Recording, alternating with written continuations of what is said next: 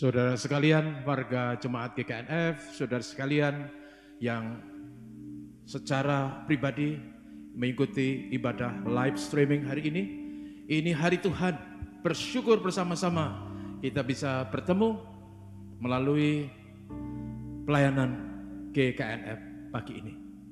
Saudara sekalian yang ada di rumah, silahkan mengikuti ibadah seperti layaknya sudah di rumah Tuhan.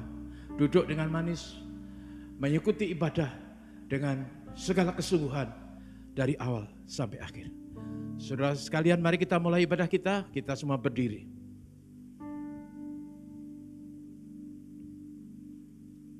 Bapa Surgawi, terpujilah namamu. Kepadamu kami naikkan hormat syukur kami karena penyertaan, perlindungan, pemeliharaan yang Tuhan berikan kepada kami sekalian. Dan hari ini hari Tuhan, kami datang untuk menyembah dan beribadah. Kiranya diberkati ibadah kami, supaya hari ini kami menikmati suasana roh. Pertolongan kami adalah datang dari Tuhan, pencipta langit dan bumi. Tuhan yang tidak pernah meninggalkan pekerjaan tangannya, dan yang setia sampai selama-lamanya. Bapa Surgawi, pimpin dan berkati ibadah kami. Karena ibadah ini kami kuduskan di dalam nama Allah Bapa, Allah Putra, dan Allah Roh Kudus. Bapa, terima kasih dan kiranya anugerah sejahtera dari Allah Bapa Sang Pencipta dan dari Yesus Kristus, Juru Selamat kami semua. Haleluya. Amin. Selamat berbakti. Silakan duduk kembali.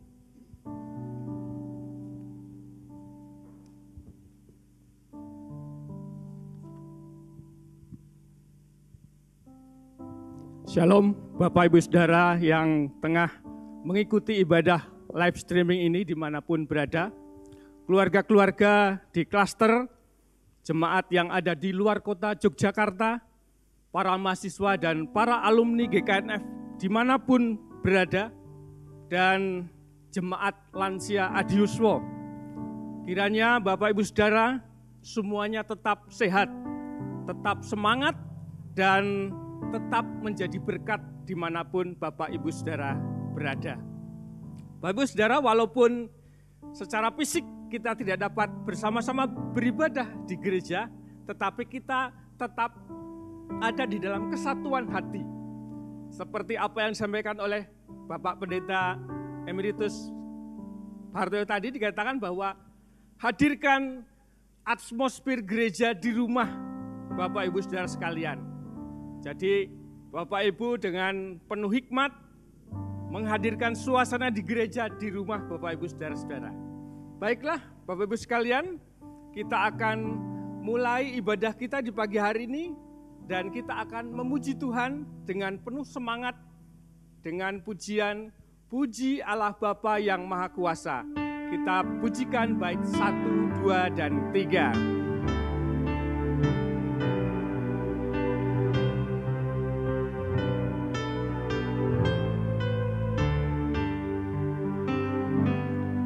Puji Allah Bapa yang Maha Kuasa, Putranya diberikan sebab kasih-Nya, Al-Masih disalib demi yang sesat, terbukalah pintu menuju selamat.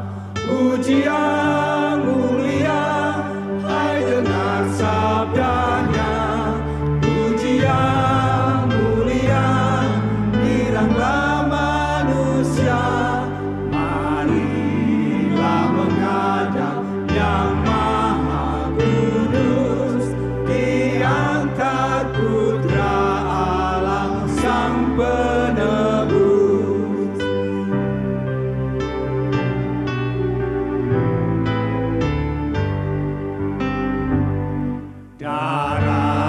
Yesus Kristus tebusan dosa, itu janjinya bagi yang percaya.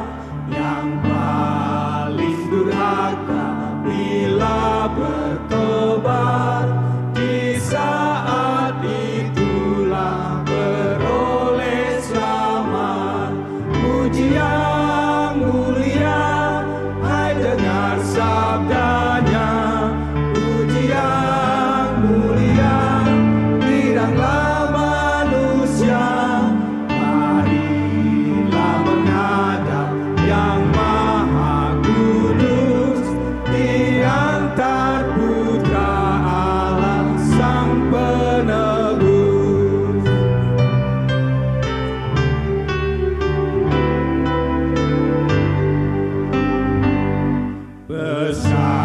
dalam putranya puncak sukacita. Saudaraku, di kitab Injil Matius 5 ayat 4a dikatakan, kamu adalah terang dunia. Bapak Ibu Saudara, saat ini kita sedang menghadapi pandemi atau wabah dari COVID-19. Ada banyak orang susah dan berkeluh kesah karena wabah ini. Gelap dan hilang harapan dalam kehidupan mereka. Walaupun kita juga mengalami keadaan yang sama Bapak Ibu Saudara, tetapi kita juga jangan menjadi gelap dan kehilangan pengharapan dalam kehidupan kita. Justru kita harus dapat menjadi terang dimanapun kita berada.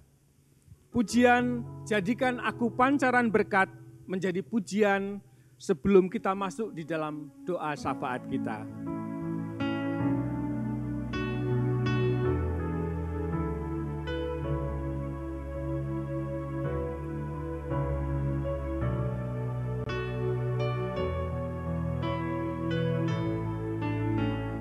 Di jalan hidup berliku-liku, banyak keluh dan kesah. Berilah terang di tempat gelap itu, hiburkan orang resah.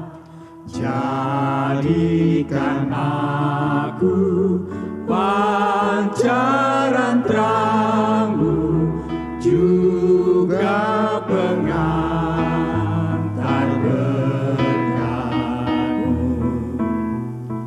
Jadikan aku, ya Yesus Tuhan, pancaran berkat bagi sekalian.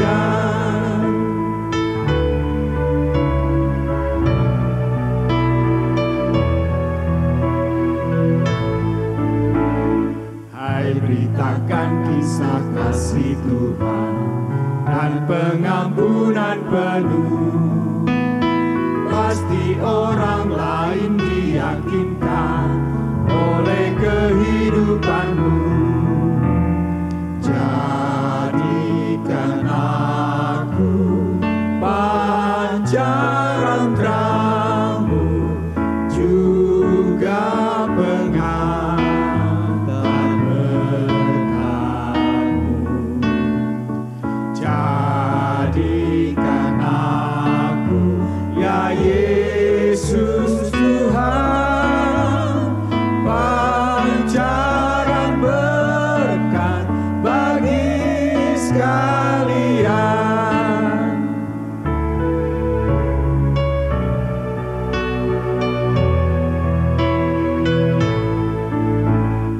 Berilah sebanyak diberikan Tuhan, Yesus teladan mulia. Tulus ikhlaslah beri pertolongan, dalam tugasmu setia. Jadikan aku pancaran terang-Mu, juga pengantar berkat-Mu. Jadikan aku, ya Yesus Tuhan, pancaran berkat bagi sekalian.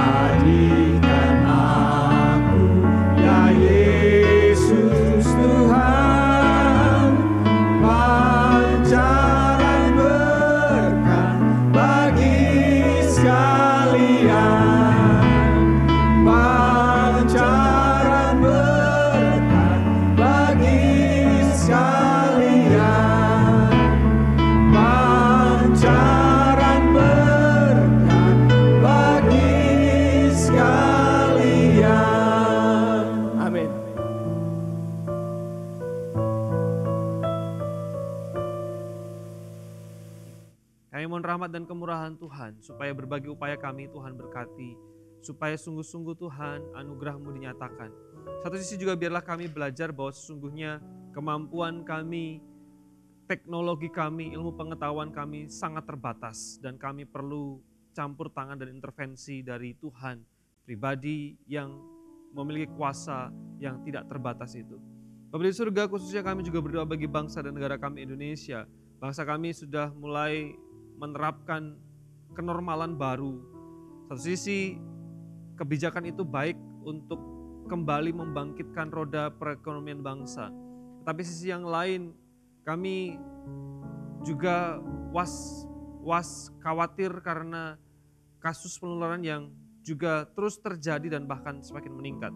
Mohon rahmat dan kemurahan Tuhan supaya masyarakat kami disiplin, tetapi juga ada upaya-upaya nyata yang dilakukan sehingga penularan tidak terjadi dan juga ada langkah-langkah konkret sehingga situasi ini bisa diatasi ya Tuhan. Mohon rahmat dan kemurahan Tuhan. Dalam situasi ini banyak orang yang sulit, banyak orang yang secara ekonomi mengalami dampak dan juga ada orang-orang yang mengalami tekanan dalam situasi ini. Anak-anak kami yang sekolah dan bahkan tidak ada satu orang pun yang terluput dari kesulitan situasi ini. Mohon rahmat dan kemurahan Tuhan, kasih setia-Mu supaya ada bersama dengan kami, umat-Mu dan juga ciptaan-Mu. Bapa di surga, di pagi hari ini doa kami juga untuk jemaat Tuhan, untuk keluarga Gereja Kristen Nazarean Philadelphia. Kami terus berdoa supaya tidak ada seorang pun yang terkena penyakit ini, supaya Tuhan menjaga, melindungi, memberikan benteng dan penjagaan secara khusus untuk umat-Mu ya Tuhan. Dan juga tolonglah supaya Tuhan memberikan pemeliharaan, memberikan kasih dan kemurahan. Ada jemaat Tuhan yang karena situasi ini harus kehilangan pekerjaan. Ada jemaat Tuhan yang karena situasi ini penghasilannya menurun. Ada jemaat Tuhan yang karena situasi ini ada dan masuk dalam kesulitan-kesulitan yang lain, kesulitan-kesulitan baru yang tidak pernah direncanakan. Tapi mohon pertolongan Tuhan, supaya rahmat, kasih dan anugerah-Mu bersama dengan jemaat Tuhan, pemeliharaan-Mu ada atas mereka. Doa kami juga supaya pelayanan-pelayanan gereja tetap bisa menjawab kebutuhan jemaat Tuhan, tetap bisa menyentuh, tetap bisa menjadi berkat bagi jemaat Tuhan. Bapa di surga, dalam nama Yesus kami juga datang di hadapan Tuhan, membawa jemaat Tuhan yang sakit, jemaat Tuhan yang memiliki pergumulan khusus, jemaat Tuhan yang dalam kelemahan fisik. Tuhan menolong dan Tuhan memberkati. Berkati jemaat Tuhan yang lansia, yang dalam kondisi dan kebutuhan akan perawatan dan penanganan khusus. Tuhan memberkati dan menolong. Ada jemaat kami yang lemah secara fisik. Dari waktu ke waktu kami terus mendoakan Pak Wir, Pak Sauchen, Pak Jarwo, Ibu Veronica, anak kami yang terus kami doakan. Kami juga mendoakan Selin, kami doakan Ibu Subarto, kami mohon rahmat dan kemurahan Tuhan untuk Bapak Suyatno, mohon pertolongan dan anugerah Tuhan. Juga jemaat-jemaat Tuhan yang lain, kami mengingat Bapak Sukanto, kami mohon rahmat dan kemurahan Tuhan supaya penjagaan-Mu, karunia dan anugerah-Mu bersama dengan jemaat Tuhan dalam setiap kesehatan mereka, dalam pekerjaan dan semua pergumulan yang dihadapi jemaat Tuhan. Di pagi hari ini kami juga membawa hati kami untuk mendengar firman Tuhan. Biarlah firman-Mu menjadi kekuatan, nutrisi, sumber gizi bagi manusia rohani kami. Berkatilah kami dan kami sungguh-sungguh merindukan sabda dan kebenaran-Mu. Berbicaralah Tuhan sebab kami semua adalah hamba-hamba-Mu yang siap untuk mendengar. Dalam nama Yesus kami bersyukur dan kami berdoa. Amin. Jemaat Tuhan, shalom. Bersyukur di pagi hari ini kita bisa datang lagi beribadah, menikmati kebaikan dan kemurahan Tuhan. Saya membayangkan seperti apa yang dikatakan oleh pemazmur. Dia menggambarkan kerinduan jiwanya itu seperti seekor rusa yang berjalan seharian, lalu kemudian letih, lelah, dan haus, kemudian menemukan sumber air, menemukan air yang jernih mengalir, lalu kemudian rusa itu bisa melepas dahaganya dari aliran air itu. Bayangkan jiwa kita, kerinduan kita, kalau kita datang di rumah Tuhan, datang dalam ibadah, lalu kemudian kita punya waktu mendengar firman Tuhan. Harapannya kerinduan yang sama itu kita miliki, lalu kemudian firman Tuhan menjadi sumber pemuas jiwa kita, menjadi jawaban atas dahaga kita, menjadi sumber kekuatan kita untuk berjalan lagi, untuk berjuang lagi, untuk menghadapi tantangan kita lagi. Pagi hari ini firman Tuhan akan kita dengarkan bersama-sama. Dan seperti yang kita semua tahu, kita dalam situasi atau masa atau era yang disebut sebagai new normal atau kenormalan baru.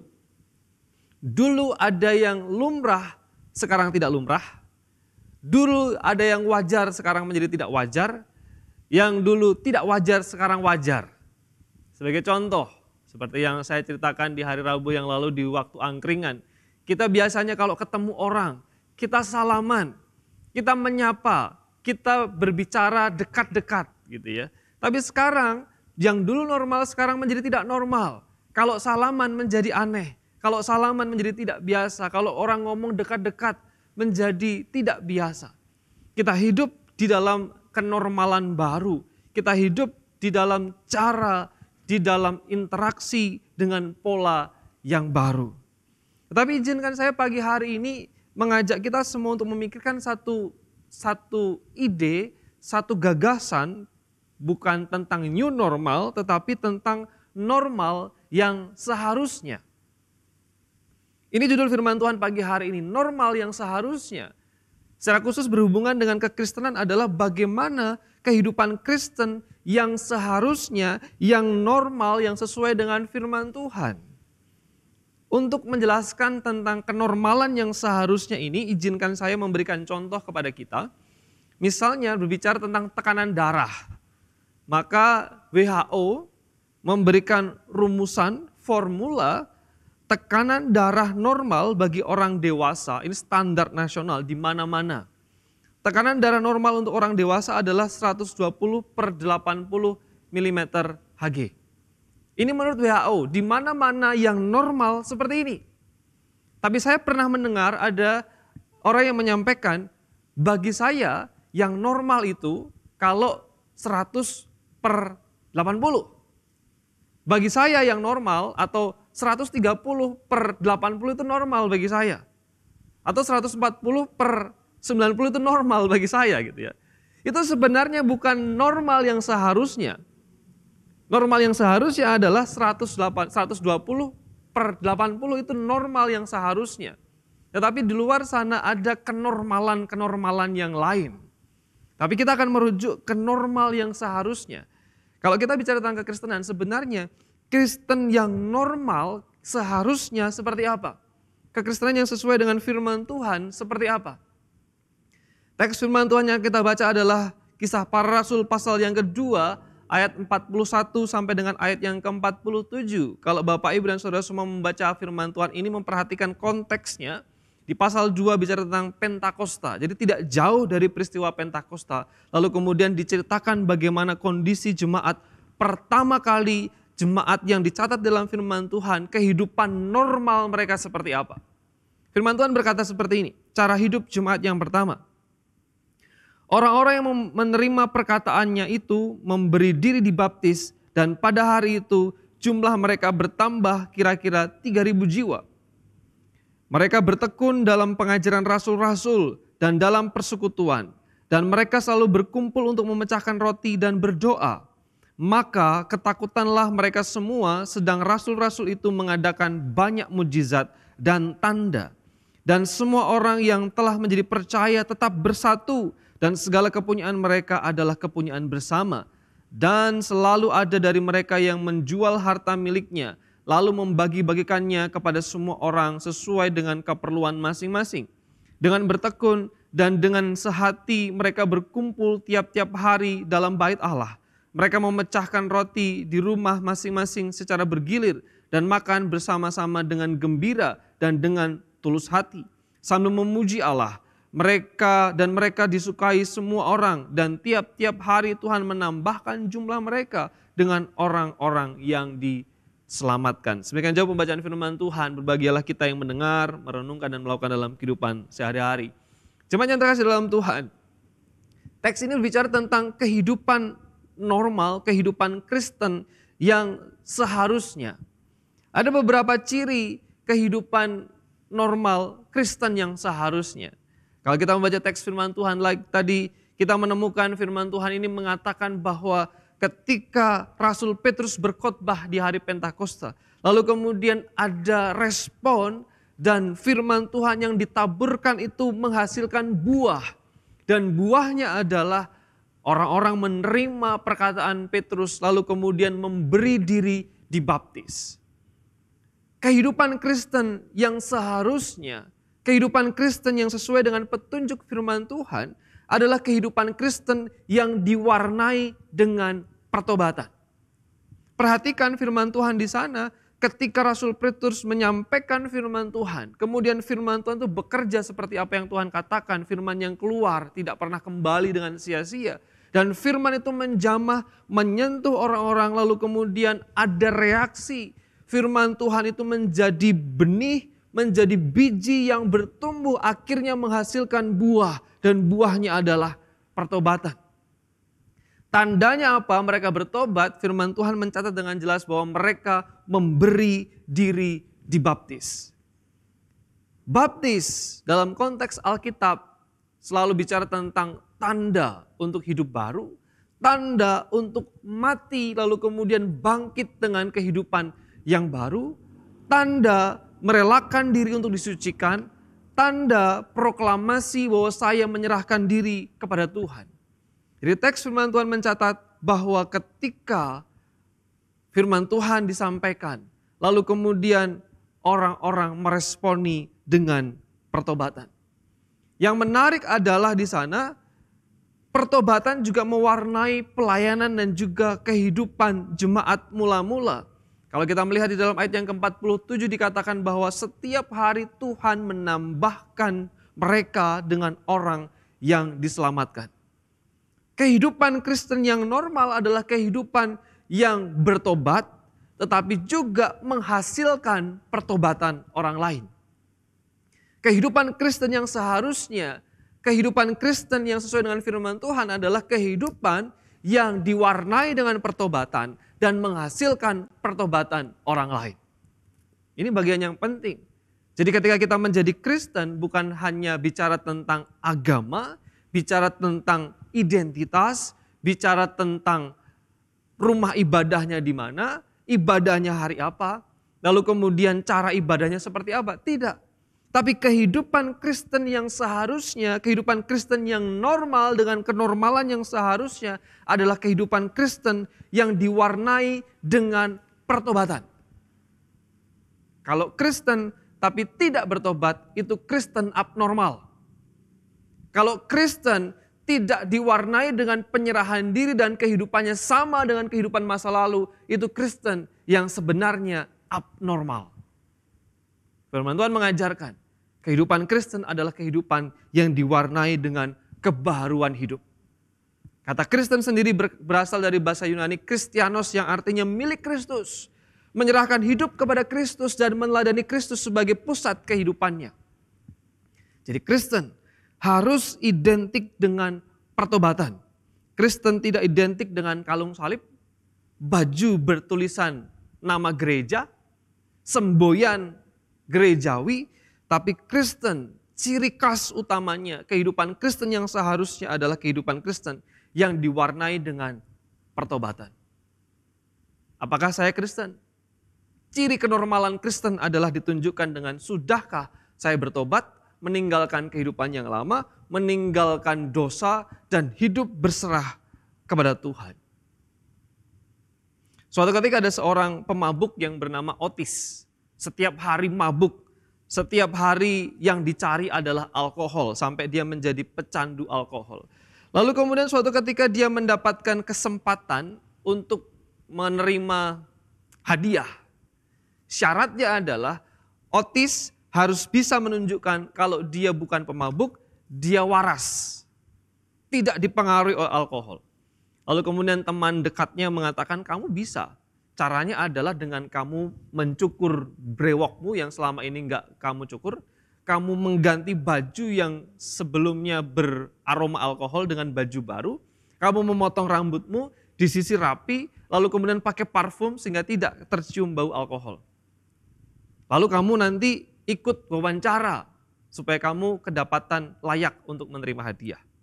Benarlah Otis diundang untuk melakukan wawancara dengan penyelenggara sayembara ini.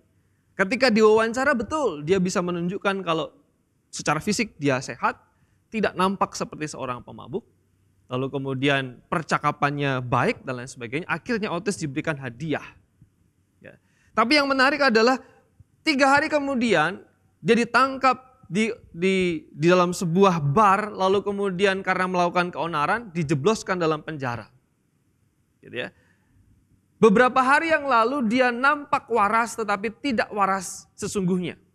Dia hanya pura-pura kelihatan waras. Dia hanya pura-pura kelihatan normal untuk mendapatkan hadiah. Kadang-kadang ketika kita menjadi orang Kristen, kita hanya kelihatan Kristen tetapi sebenarnya tidak sedang menjadi orang Kristen yang seharusnya. Tidak menunjukkan buah-buah pertobatan. Kehidupan kita masih sama. Atau Kristennya hanya hari Minggu. Kalau hari Minggu kita kelihatan baik, normal, rohani. Gitu. Tapi hari Senin sampai Sabtu tidak seharusnya. Kehidupan Kristen yang seharusnya. Kehidupan Kristen yang seharusnya adalah kehidupan yang diwarnai pertobatan dan menghasilkan pertobatan orang lain. Kehidupan Kristen yang seharusnya adalah kehidupan yang harus berusaha, berjuang bagaimana caranya supaya orang mendengar kabar baik dan bertobat. Satu sisi yang saya syukuri ketika kita ada dalam situasi pandemi seperti ini adalah kita kembali kepada yang esensi. Pelayanan gereja dikembalikan kepada yang esensi. Pernak-pernik, kemudian berbagai macam hal yang tidak esensi dipotong-potong, disajikanlah yang esensi. Kita kembali kepada yang esensi, yaitu berusaha supaya ada orang yang bertobat. Kehidupan Kristen yang normal, yang seharusnya adalah kehidupan yang diwarnai dengan pertobatan. Dan yang kedua, kehidupan Kristen yang normal, yang seharusnya harus diwarnai dengan disiplin rohani. Kalau Bapak Ibu dan Saudara semua membaca firman Tuhan, di dalam ayat yang ke-42 yang kita sudah cermati bersama-sama tadi dikatakan, ada disiplin rohani. Dimulai dengan kata mereka bertekun. Kata bertekun itu identik dengan kata disiplin dalam teks aslinya. Jadi terus menerus, persisten dan konsisten. Lalu kemudian apa yang ditekuni? Apa yang mereka tekuni pada waktu itu dikatakan di sana, mereka bertekun dalam pengajaran, dalam persekutuan, dalam memecahkan roti atau dalam perjamuan, dalam konteks Alkitab selalu merujuk kepada perintah Tuhan Yesus untuk mengingat sengsara dan kematian Tuhan. Mereka bertekun dalam doa, mereka bertekun dalam pujian, mereka bertekun dalam melayani sesama dan memanifestasikan kuasa Allah. Jadi kehidupan Kristen yang seharusnya adalah kehidupan Kristen yang diwarnai dengan pertobatan, itu yang pertama. Yang kedua, diwarnai dengan kedisiplinan rohani. Jemaat mula-mula menunjukkan Kristen yang normal, yang seharusnya itu seperti apa? Yaitu jemaat Kristen yang menyukai pengajaran, menyukai khotbah, menyukai firman Tuhan, menyukai bertemu dengan saudara yang lain dalam persekutuan, dalam koinonia, dalam koine, dalam rumah. Dalam rumah yang sama, payung yang sama, yaitu kasih Kristus.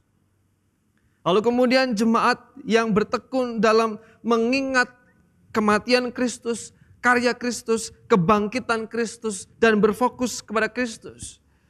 Jemaat yang bertekun di dalam doa, dalam menyembah Tuhan, dan mengandalkan Tuhan dalam kehidupan sehari-hari. Ini menjadi bahan diagnosa dalam kehidupan kita, jemaat yang terkasih dalam Tuhan. Apakah kita sedang ada di dalam kenormalan yang seharusnya sebagai orang Kristen? Atau kita sedang tidak normal keimanan kita? Ceknya adalah bagaimana dengan sikap kita, bagaimana dengan minat kita ketika ada firman Tuhan yang diberitakan kepada kita. Bagaimana hasrat kita untuk mencari firman Tuhan, mencari pengajaran firman Tuhan. Ibadah live streaming satu sisi menjangkau lebih banyak orang, satu sisi lain juga memberikan kesempatan kepada kita untuk menunda. Oh, ibadah live streaming jam 9. tapi kan nanti bisa diputar lagi gitu ya. Jadi tidak ikut ibadah jam 9, tapi jam 10 pun bisa. Jam 9 tak nyuci dulu gitu ya. Jam 9 saya tak masak dulu. Nanti kan bisa diputar lagi gitu ya. Tetapi pertanyaannya adalah bagaimana dengan rasa haus kita, bagaimana dengan antusiasme kita ketika ada firman Tuhan yang diberitakan.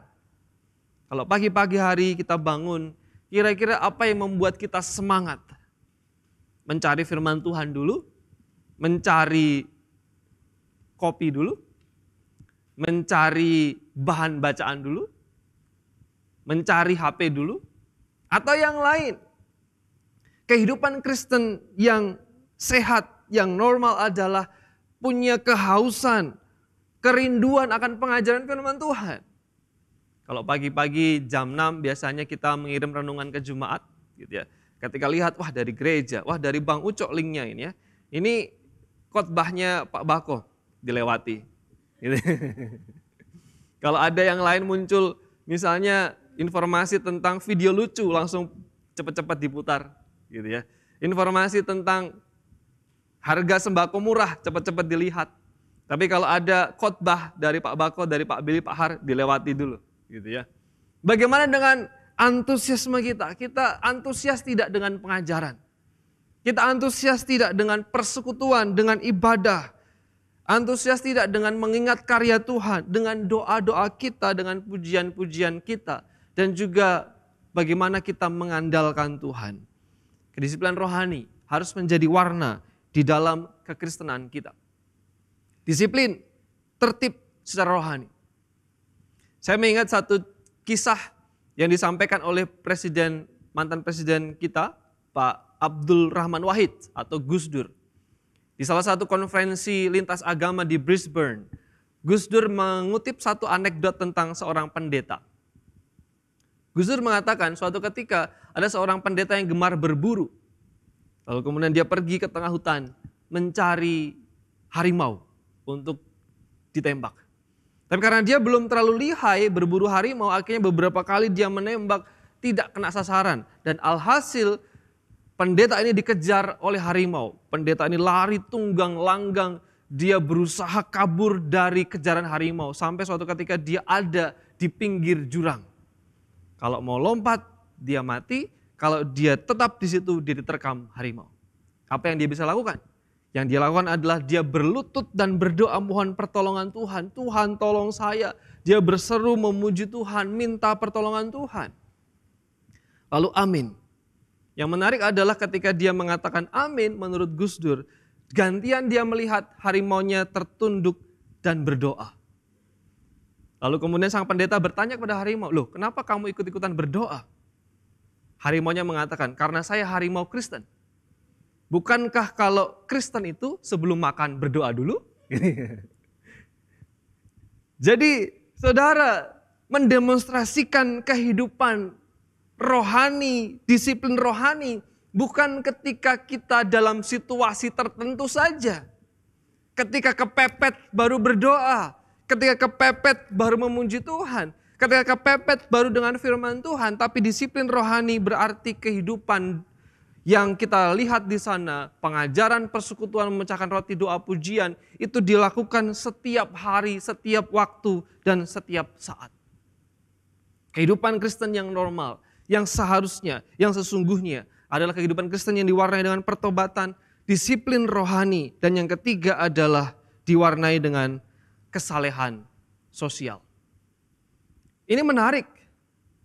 Firman Tuhan mencatat dengan jelas bagaimana kehidupan Kristen itu diimplementasikan bukan hanya kepada Tuhan, bukan hanya kepada jemaat Kristen saja, bukan hanya sesama saudara yang Kristen, tapi kehidupan Kristen yang seharusnya harus bisa terasa di tetangga sebelah.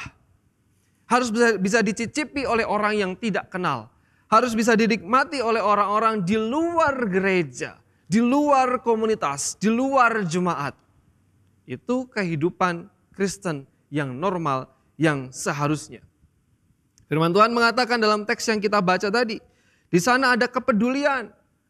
Mereka saling memperhatikan ketika ada kebutuhan, saling menolong, saling memperhatikan secara internal.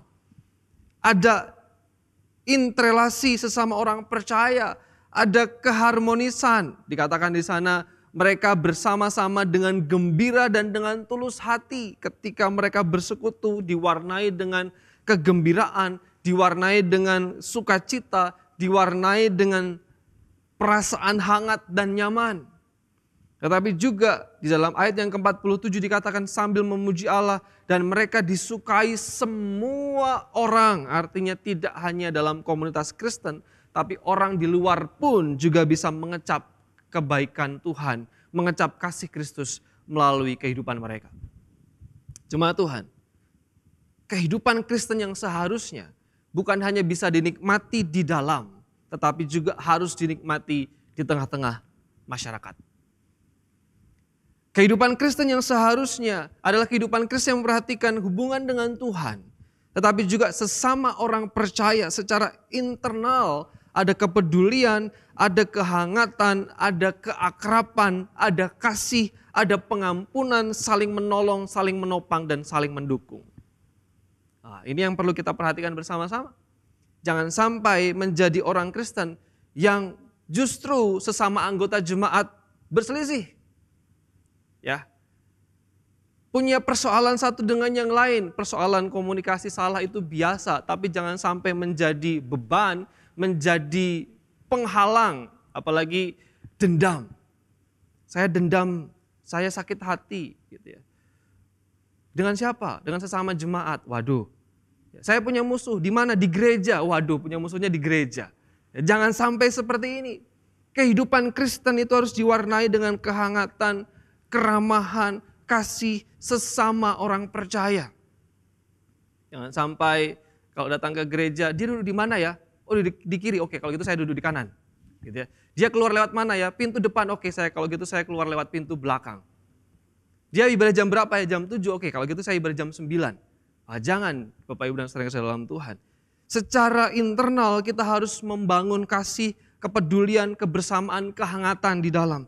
Tetapi juga kehidupan Kristen itu harus terasa di luar sana, di tetangga kita, di masyarakat kita, di tengah-tengah orang yang tidak percaya. Firman Tuhan katakan garam itu hanya berguna ketika di luar, dicicipi, dirasakan, dinikmati. Pelita itu hanya bisa dinikmati manfaatnya kalau misalnya gantangnya dibuka atau diletakkan di atas bukit. Sehingga orang yang di dalam kegelapan bisa melihat terang itu.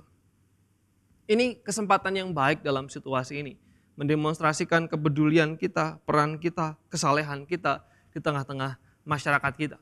Bukan hanya di antara orang percaya, tapi juga di antara orang yang belum percaya. Kehidupan Kristen yang normal adalah kehidupan Kristen yang diwarnai dengan pertobatan, disiplin rohani, lalu kemudian mempraktekkan kesalehan sosial di tengah-tengah masyarakat kita. Saya selalu ingat satu cerita teman saya dulu waktu saya masih kuliah. Teman saya pelayanan di daerah Salatiga. Jadi setiap hari Jumat dia harus naik bis dari Jogja ke Kartosuro lalu kemudian pindah lagi Kartosuro ke Salatiga. Suatu ketika dia naik bis ke Solo ke arah Kartosuro lalu kemudian ada pengamen di daerah Klaten. Lalu kemudian karena satu dan yang lain hal dia pura-pura tidur. Ya, pura-pura tidur ketika pengamennya nyanyi, selesai nyanyi, lalu kemudian meminta sesuatu dari para penumpang, tapi teman-teman saya pura-pura tidur. Nah, yang menarik adalah teman saya ini pakai kalung salib. Lalu kemudian ketika pengamennya datang mendekat ke dia dan dia pura-pura tidur, pengamannya nyeletuk ini. Orang Kristen kok pelit, gitu ya. Karena dia tahu teman saya Kristen karena dia pakai salib, gitu ya. Satu sisi memang itu menegur, tapi satu sisi juga menjadi bahan penghiburan. Kenapa? Karena mungkin pengamen ini tahu, mengalami orang Kristen biasanya nggak pelit. Jadi ketika ketemu orang Kristen pelit, jadi aneh, jadi tidak normal. Yang normal orang Kristen itu murah hati. Kalau ada orang Kristen yang tidak murah hati berarti itu tidak normal. Yang normal orang Kristen itu misalnya pemurah, baik. Tapi kalau tidak baik berarti orang Kristen yang sedang tidak dalam kenormalan yang sesungguhnya. Jemaat Tuhan, pagi hari ini kita diajak kembali untuk mengingat bagaimana kehidupan kita. Sudahkah kehidupan kita diwarnai dengan pertobatan? Sudahkah kehidupan kita terus berjuang untuk menerapkan disiplin rohani, menaruh prioritas kepada perkara-perkara rohani, dan sudahkah kehidupan kita menjadi berkat dimanapun kita berada? Bila firman Tuhan ini menguatkan kita, meneguhkan kita, menegur kita bahkan, atau juga mengarahkan kita kembali kepada kenormalan Kristen yang seharusnya. Tuhan Yesus memberkati kita. Mari kita berdoa.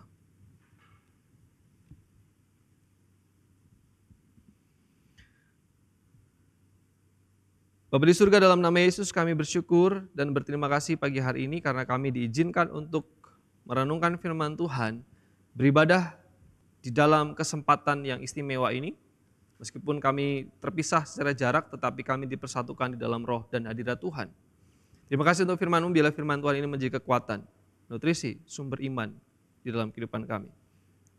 Terima kasih Tuhan. Dan kami juga rindu di kesempatan ini untuk memberikan persembahan sebagai tanda kasih dan terima kasih kami kepada Tuhan. Biarlah persembahan ini sungguh-sungguh menjadi ekspresi kasih kami kepadamu. Terima kasih Tuhan. Dalam nama Yesus kami membawa persembahan syukur kami, persembahan persepuluhan kami, persembahan sukarela kami kepada Tuhan. Dalam nama Yesus kami berdoa. Amin. Kita akan memberikan persembahan sebagai tanda kasih kita kepada Tuhan di pagi hari ini.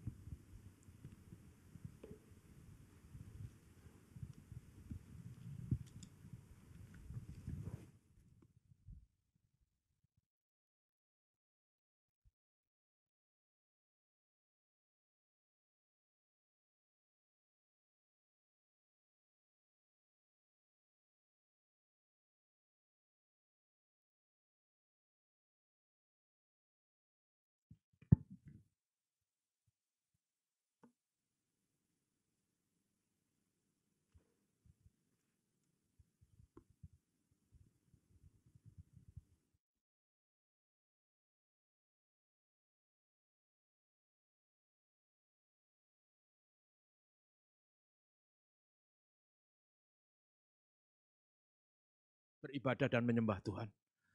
Terima kasih untuk segala kasih kebaikan yang saudara berikan bagi pekerjaan Tuhan. Saudara yang terlibat dalam berbagai pelayanan hari ini, kami ucapkan terima kasih. Saudara-saudara yang ingin mendukung pelayanan GKNF melalui persembahan saudara, bisa memberikan melalui transfer bank, ada Bank BCA dan BNI. Saudara bisa melihat di layar di depan saudara.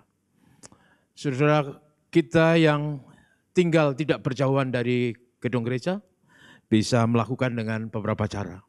Bisa datang ke kantor gereja pada jam kerja hari Selasa sampai Sabtu. Bisa juga dititip kepada para ketua klaster. Dan atau saudara bisa membawanya ke pengurus gereja dan dititipkan di sana. Ada juga dengan cara e-money, saudara punya aplikasi yang bisa dipakai dan mengirimkan persembahan saudara ke sana. Saudara yang terakhir, saya ingin umumkan mengenai kelompok bermain Sekolah Kristen Tunas Indonesia. SKTI. Akan segera dibuka pendaftaran siswa baru. Mohon saudara bisa menghubungi kantor gereja atau juga menghubungi Ibu Esther Jatmiko atau Ibu Susan di nomor telepon yang tertera di sana. Terima kasih atas segala kasih dan perhatian saudara hari ini. Kita semua diberkati bisa berbakti walaupun melakukan dari rumah masing-masing. Tuhan adalah Tuhan yang Immanuel, beserta kita dan menolong kita. Saudara sekalian, kita mengakhiri ibadah kita dengan bersama-sama membisikkan pengakuan iman rasuli. Aku percaya kepada Allah, Bapa yang Maha Kuasa, Khalik langit dan bumi, dan kepada Yesus Kristus, Anaknya yang tunggal, Tuhan kita, yang dikandung daripada Roh Kudus, lahir dari anak darah Maria, yang menderita sengsara di bawah pemerintahan Pontius Pilatus, disalibkan, mati dan dikuburkan, turun ke dalam kerajaan maut. Pada hari yang ketiga bangkit pula dari antara orang mati. Naik ke surga, duduk di sebelah kanan Allah, Bapa yang Maha Kuasa. Dan akan datang dari sana untuk menghakimi orang yang hidup dan yang mati. Aku percaya kepada Roh Kudus, Gereja yang kudus dan persekutuan orang kudus, pengampunan dosa, kebangkitan daging, dan hidup yang kekal. Mari kita tunduk kepala, mengakhiri ibadah kita. Tuhan terima kasih, hari ini kami diberkati. Tuhan terima kasih karena kami diingatkan bagaimana seharusnya orang Kristen yang hidup wajar, normal, dalam perspektif atau sudut pandang kitab suci. Tuhan menolong kami semua menghidupi hidup kami sesuai dengan kehendak dan rencana-Mu. Memberkati semua jemaat Tuhan, memberkati negeri kami supaya pandemik yang mengerikan ini segera diatasi. Kiranya minggu ini kami boleh hidup dalam kasih penyertaan Tuhan. Dan saudara kasih, sekarang waktunya arahkan hati saudara pada Tuhan. Terimalah berkat Tuhan. Tuhan memberkati engkau dan melindungi engkau. Tuhan menyinari engkau dengan wajahnya dan memberi engkau kasih karunia. Tuhan menghadapkan wajahnya kepadamu dan memberi engkau damai sejahtera. Haleluya. Amin. Amin. Terima kasih. Sampai bertemu di lain kesempatan.